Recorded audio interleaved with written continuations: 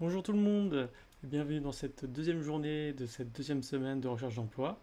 Donc aujourd'hui on a pas mal de choses à se dire, notamment comme d'habitude pour la revue des objectifs, je suis allé à la salle de sport ce matin, j'ai revu mes mails, j'ai oublié de le mentionner hier, mais j'avais passé ce week-end pas mal de temps à revoir tous mes boîtes mail, j'en ai trois, et à faire du ménage dedans, donc là je suis vraiment clean. Ensuite, prendre contact avec un membre de mon réseau. Oui, je l'ai enfin fait. Donc là-dessus, ce que j'ai fait, j'ai regardé un des postes, un des emplois auxquels j'ai postulé, et j'ai vu qu'une des personnes travaillait dedans. Donc c'est pas une personne en direct, c'était sur LinkedIn, on peut voir si c'est une personne de premier rang, deuxième rang ou troisième rang. Donc là, c'est une personne de deuxième rang, donc je lui ai envoyé un petit message pour appuyer ma candidature sur cette offre d'emploi, et ensuite voir qu'est-ce que ça va donner. Alors, appuyer les compétences de personnes dans mon réseau, oui, ça je l'ai fait. Postuler au moins à 5 offres, ça aussi j'ai réussi à le faire aujourd'hui. Donc je vous montrerai le détail tout à l'heure. Faire au moins un module de cours sur l'entrepreneuriat, oui, c'est fait aussi. Donc ça je vais vous montrer directement maintenant. Ce qu'on peut voir, c'est que le module 4, je l'ai fini et je viens juste d'attaquer le module 5 qui est sur les obligations légales et contractuelles. Réaliser un CV vidéo et l'envoyer à un manager, donc ça j'ai pas encore fait. Je suis en train de faire une liste des personnes à qui je dois envoyer un CV vidéo cette semaine. Et donc je pense que demain, ça va être l'objectif de la semaine, c'est de tourner certains des rushs pour justement envoyer des CV vidéo. Faire une vidéo de suivi, donc ça c'est ce que vous voyez aujourd'hui.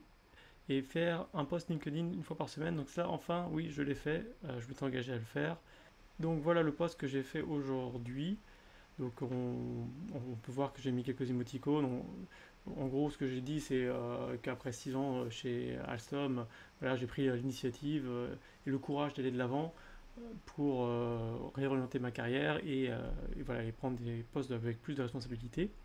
Vous pouvez voir que les petits émoticônes, en fait, j'ai utilisé une IA pour aller plus rapidement. J'ai fait mon poste et j'ai demandé à l'IA, s'il te plaît, mets des émoticônes qui soit pertinent pour ce poste sur LinkedIn. Il a fait des petites modifications, certaines que j'ai gardées, d'autres que j'ai modifiées.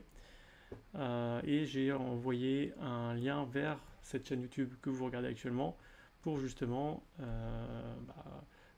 pérenniser sur le fait voilà, de dire qu'est-ce que je suis en train de faire actuellement. Et donc merci aux personnes qui ont répondu, qui m'ont envoyé des petits messages de soutien.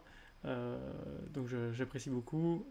C'est donc des anciens camarades de classe et amis qui m'ont envoyé des petits messages sur LinkedIn, donc merci à vous. Donc par conséquent, on est à 89%. Donc là j'ai 9 actions par jour, donc là j'en ai fait 9 sur 10, enfin 8 sur 9, pardon. J'ai fait 8 sur 9 des actions. Donc je suis à 89%, c'est la première journée où j'ai été assez efficace. Donc on va voir si j'arrive à tenir ça sur le long terme. Suivi des candidatures là-dessus, donc j'ai postulé à 5 offres. Ce que je fais d'habitude, c'est que je regarde les offres d'emploi qui sont disponibles, qui ont mes critères de recherche. Quand j'en vois qui sont intéressantes, je les enregistre. Et une fois que j'ai passé un peu de temps, j'essaye de pas trop me faire happer, mais je passe à peu près une heure et demie à regarder les offres d'emploi, les sélectionner, et ensuite, quand je les ai sélectionnées, je retourne dans ma sélection et je postule du coup une par une aux offres d'emploi. Donc je fais comme ce qu'on appelle une bucket list ou une to-do list des postes auxquels je dois postuler. Concernant la petite section conseils de la journée, donc là je reprends un mail que j'avais reçu de Coached, donc aussi en anglais, donc je vais essayer de faire la traduction en direct et de manière fluide. Donc même si mon niveau de anglais est assez bon, le fait de faire l'exercice de traduction est un peu plus compliqué de le faire en direct. Rarement une opportunité est présentée au moment parfait et avec dans une petite boîte avec un ruban, donc dans un papier cadeau, de manière parfaite. On a souvent des opportunités pas au meilleur des moments. Donc il faut savoir prendre le risque d'y aller. En tout cas,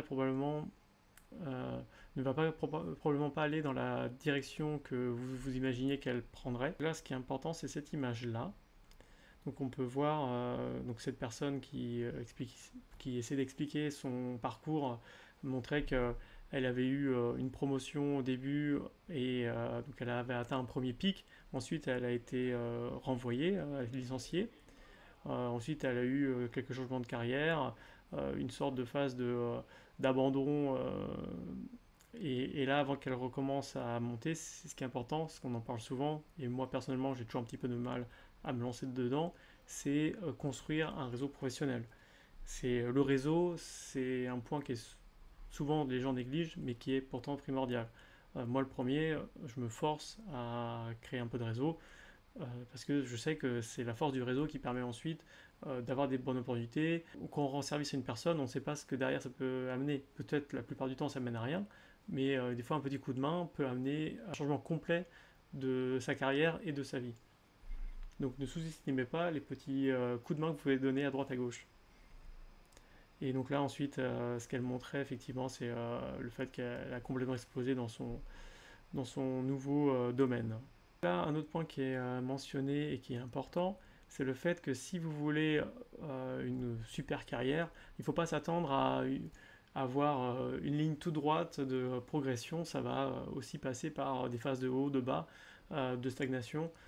Mais voilà, il faut en avoir conscience et il faut savoir aussi prendre des initiatives et des fois des risques, calculés quand même, pour aller de l'avant. Je reviens sur le tableau de suivi. Il y a un point que je n'ai pas mentionné, c'est le fait qu'il y a une entreprise avec qui j'avais échangé concernant un offre d'emploi dans le ferroviaire près de Genève, en Suisse.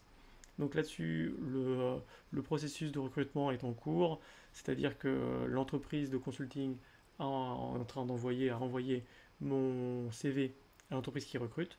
Donc là, j'attends leur retour.